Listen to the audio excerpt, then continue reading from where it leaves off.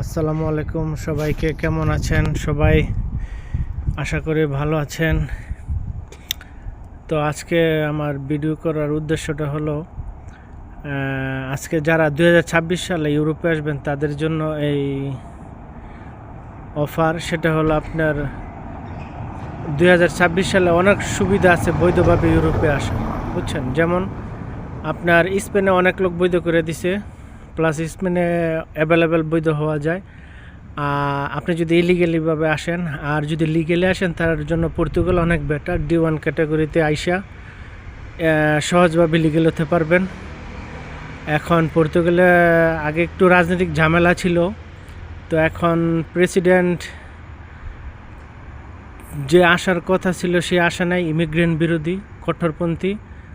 এখন ইমিগ্রেন্ট বান্ধব president pass করেছে, তো এর জন্য পর্তুগালে আসা এখন বেটার। আর এখন D1 ক্যাটাগরি ভিসা হচ্ছে।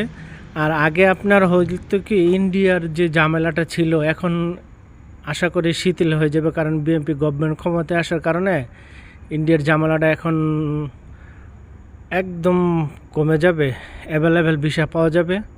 তো যারা 26 সালে ডিসিশন নিয়েছেন ইউরোপে আসবেন, আমি মনে করি D1-এ আসলে পর্তুগাল বেটার একটা অপশন। আর আপনার স্টুডেন্ট ভিসার জন্য আসলে আপনার অ্যানাদার কান্ট্রি আছে বা অন্যান্য ইউরোপের অন্য দেশ আছে।